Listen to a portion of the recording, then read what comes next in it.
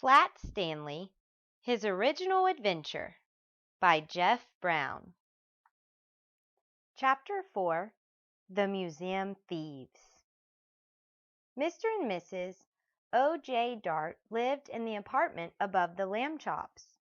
Mr. Dart was an important man, the director of the famous Museum of Art downtown in the city.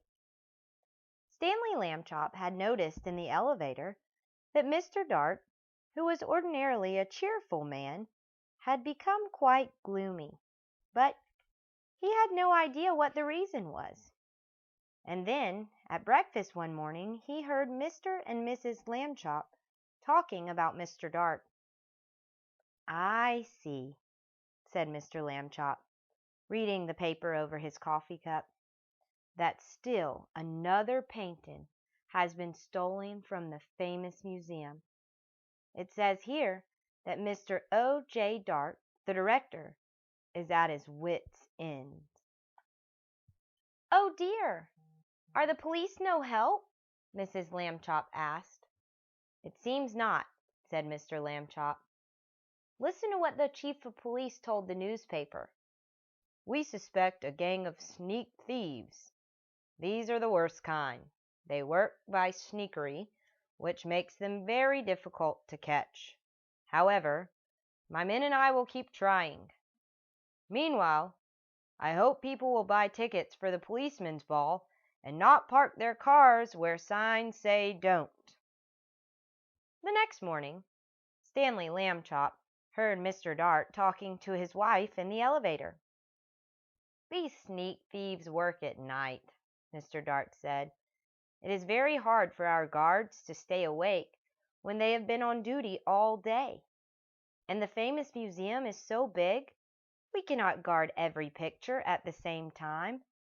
I fear it is hopeless, hopeless, hopeless." Suddenly, as if an electric light bulb had lit up in the air above his head, giving out little shooting lines of excitement, Stanley Lambchop had an idea. He told it to Mr. Dart. "Stanley," Mr. Dart said, "if your mother will give her permission, I will put you and your plan to work this very night." Mrs. Lambchop gave her permission.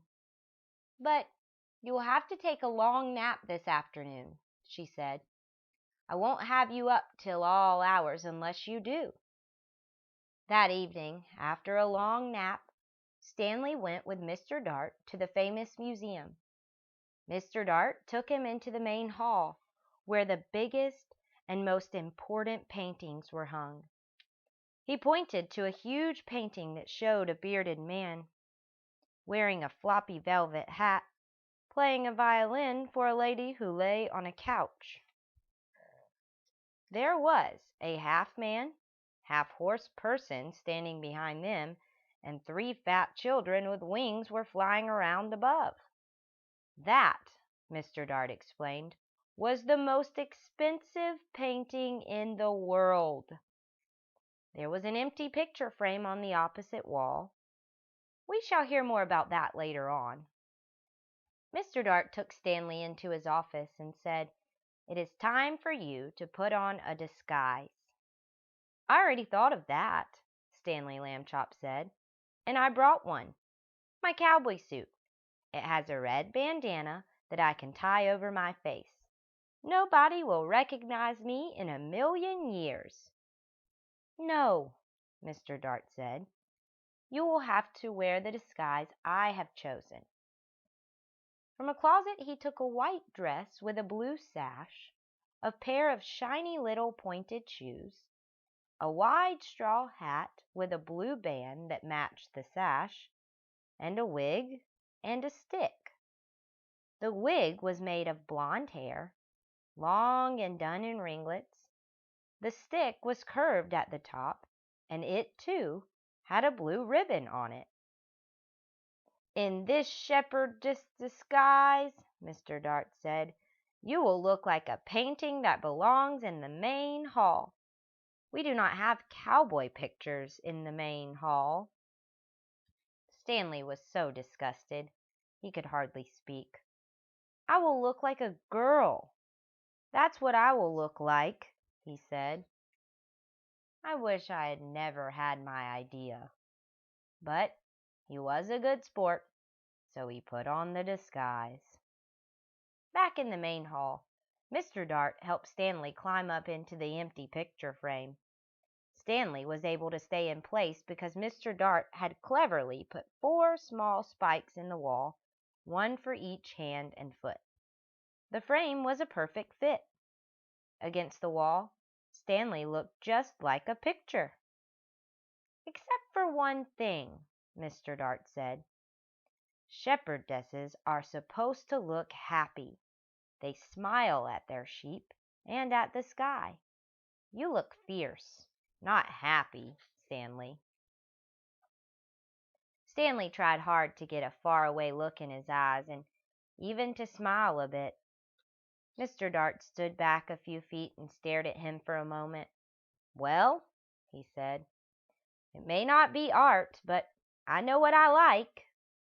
He went off to make sure that certain other parts of Stanley's plan were taken care of, and Stanley was left alone. It was very dark in the main hall. A little bit of moonlight came through the windows, and Stanley could just make out the world's most expensive painting on the opposite wall. He felt as though the bearded man with the violin, and the lady on the couch, and the half-horse person, and the winged children were all waiting, as he was, for something to happen. Time passed, and he got tireder and tireder. Anyone would be tired this late at night, especially if he had to stand in a picture frame balancing on little spikes. Maybe they won't come, Stanley thought. Maybe the sneak thieves won't come at all. The moon went behind a cloud, and then the main hall was pitch dark. It seemed to get quieter, too, with the darkness. There was absolutely no sound at all. Stanley felt the hair on the back of his neck prickle beneath the golden curls of the wig. Creak! The creaking sound came from right out in the middle of the main hall, and even as he heard it, Stanley saw, in the same place, a tiny yellow glow of light. The creaking came again, and the glow got bigger. A trap door had opened in the floor, and 2 men came up through it into the hall. Stanley understood everything all at once. These must be the sneak thieves. They had a secret trapdoor entrance into the museum from outside. That was why they had never been caught. And now, tonight, they were back to steal the most expensive painting in the world. He held very still in his picture frame and listened to the sneak thieves. "This is it, Max," said the first one. "This is where we art robbers pull a sensational job whilst the civilized community sleeps." "Right, Luther," said the other man. "In all this great city there is no one to suspect us." "Ha, ha," thought Stanley Lambchop. "That's what you think." The sneak thieves put down their lantern and took the world's most expensive painting off the wall. "What would we do to anyone who tried to capture us, Max?" the first man asked. "We would kill him. What else?" his friend replied. Oh, that was enough to frighten Stanley, and he was even more frightened when Luther came over and stared at him. "This sheep girl," Luther said. "I thought sheep girls were supposed to smile, Max. This one looks scared." Just in time, Stanley managed to get a faraway look in his eyes again and to smile, sort of. "You're crazy, Luther," Max said. "She's smiling, and what a pretty little thing she is, too." That made Stanley furious.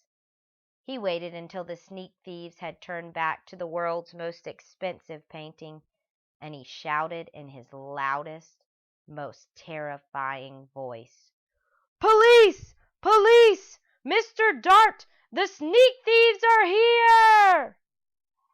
The sneak thieves looked at each other. "Max," said the first one, very quietly, "I think I heard the sheep girl yell." "I think I did too," said Max in a quivery voice. "Oh, boy! Yelling pictures? We both need a rest." "You'll get a rest all right," shouted Mr. Dart, rushing in with the chief of police and lots of guards and policemen behind him. "You'll get arrested, that's what. Ha, ha, ha." The sneak thieves were too mixed up by Mr. Dart's joke and too frightened by the policemen to put up a fight. Before they knew it, they had been handcuffed and led away to jail. The next morning in the office of the chief of police, Stanley Lambchop got a medal. The day after that, his picture was in all the newspapers.